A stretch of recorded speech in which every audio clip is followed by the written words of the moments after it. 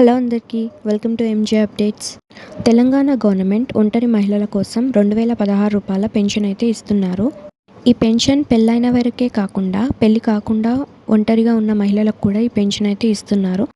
ఈ పెన్షన్స్ ఎవరికి ఇస్తున్నారు, ఏజ్ ఎంత ఉండాలి, అలాగే కొత్తగా ఎలా అప్లై చేసుకోవాలి, మ్యారేజ్ కాని వాళ్ళు ఎలా అప్లై చేసుకోవాలి, ఇలాంటి ఇన్ఫర్మేషన్ ఈ వీడియోలో చెప్పబోతున్నాను. సో వీడియోని స్కిప్ చేయకుండా కంప్లీట్గా చూడండి.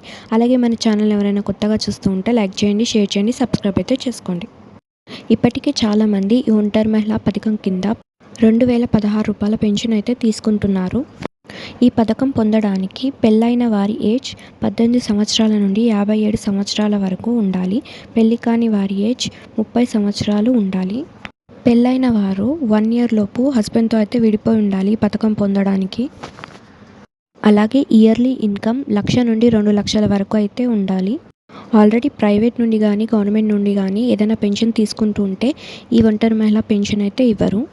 చాలామంది ఎవ్రీ మంత్ ఈ పెన్షన్స్ అయితే ఇప్పటికే తీసుకుంటున్నారు. మ్యారేజ్ అయిన వాళ్ళే కాకుండా మ్యారేజ్ కాకుండా ఒంటరిగా ఉండేవాళ్ళు చాలామంది ఉన్నారు. అలాంటి వాళ్ళు ఈ పథకాన్ని అయితే అప్లై చేసుకోవచ్చు. మ్యారేజ్ అయి ఒంటరిగా ఉన్న వాళ్ళు కూడా ఈ పథకాన్ని అప్లై చేసుకోవచ్చు. ఎవ్రీ మంత్ అయితే మనీని తీసుకోవచ్చు. ఈ పెన్షన్స్ కోసం ఎక్కడ అప్లై చేసుకోవాలని చాలా డౌట్స్ అయితే అందరికీ ఉంటాయి. ఈ పెన్షన్స్ కోసం జీహెచ్ఎంసీలో ఉండే మహిళా విఆర్ఓకి అప్లికేషన్స్ అయితే ఇవ్వచ్చు. మీ సేవలో కూడా ఈ ఫామ్స్ అయితే దొరుకుతాయి. మీరు అక్కడ కూడా అప్లై చేసుకోవచ్చు. ఎవరైతే ఈ పెన్షన్స్ కోసం ఎదురు చూస్తున్నారో వాళ్ళైతే అప్లై చేసుకోవచ్చు. ఈ పథకాన్ని అప్లై చేసుకోవడానికి ఏ డాక్యుమెంట్స్ కావాలో మీరైతే మీ సేవలో క్లియర్గా అయితే కనుక్కోవచ్చు. సో మీకు ఈ ఇన్ఫర్మేషన్ ఎలా అనిపించిందో నాకు కమెంట్స్లో చెప్పండి.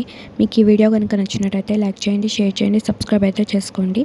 పక్కనే ఉన్న బెల్ బటన్ యాక్టివేట్ చేసుకోండి. సో నేను వీడియోస్ పెట్టగానే మీ ఫోన్స్కి నోటిఫికేషన్ వస్తుంది. థ్యాంక్స్.